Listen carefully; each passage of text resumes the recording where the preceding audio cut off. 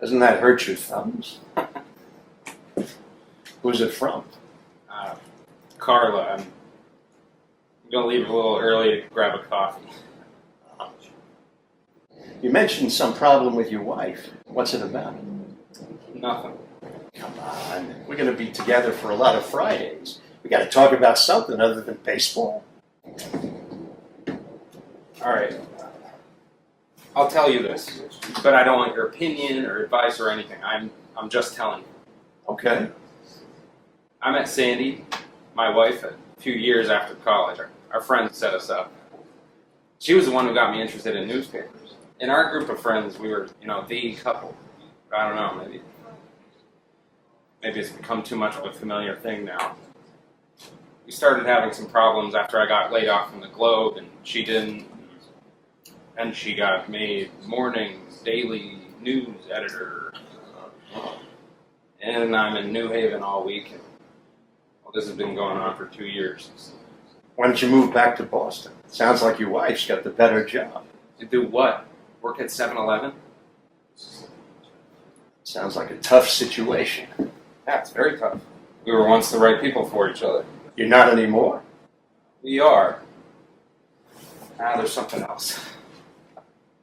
Carla, the intern, she's been sitting across from me for work for the past few months. You met her.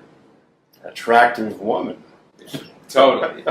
Well, last week she was covering a game in Norwalk where her car got towed.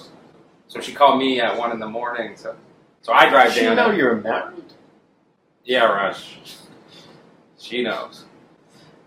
So I drive down to help her get it out, but it's impounded until the next morning, and it's like raining like hell. So we decided to get a hotel room. Well, a couple hotel rooms, but Holiday Inn, and they only had one, so we split it.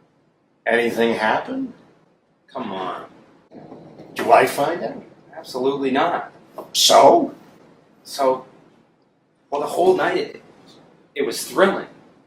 It made me think about my marriage, but whether I'd be happy or out of it. this thing about your wife. Want a little advice? I already said I didn't, so. I'm giving it to you anyway. Let's say you're sitting in the theater somewhere and they're showing old films. You got your drink, you got your popcorn, and the picture starts. The credits come up and the star is, let's say, Tyrone Power. He played Robin Hood. That was Errol Flynn. But that's okay. Let's say the star is Errol Flynn. Flynn and Vivian Lee. Scarlett, Gone with the Wind. Very good. Hell yeah. So, let's say it's a story about a guy, Flynn, with a basically good marriage and a sweet wife, Vivian. But he has some bad luck and has to take a job in another city for a while. Oh, wow. Let me see where this Don't is going. interpret things yet. Just imagine this particular movie on the screen. So, he's at this job, but he meets a woman who couldn't care less that he's married, and she starts coming on to him. Carla doesn't... They have some drinks. One thing leads to another. And soon, Flynn is thinking about leaving Vivian. So, you're sitting in that theater watching this. How do you think that movie is going to end if he does leave her? What's the arc of that plot going to be, my friend? Life isn't the movies, Roger. I thought you were the guy all about plots. All about dramatic structure.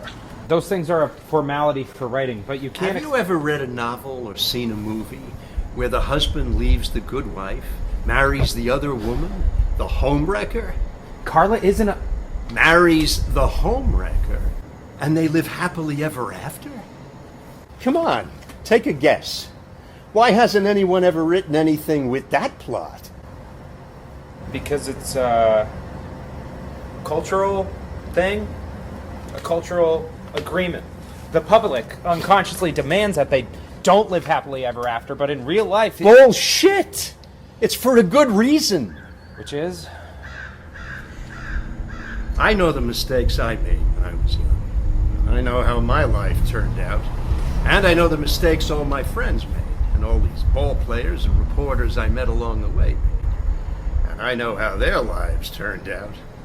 I guarantee you there are stories going on out there. Stories like the movies. Ask anyone my age, Michael, will say the same thing.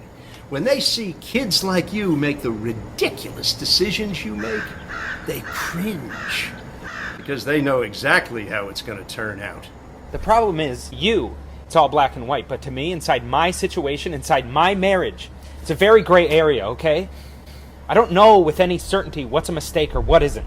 It's not gray to me, Michael. Well, it is to me, and that's what matters. If it's a mistake, then okay, but it's my mistake.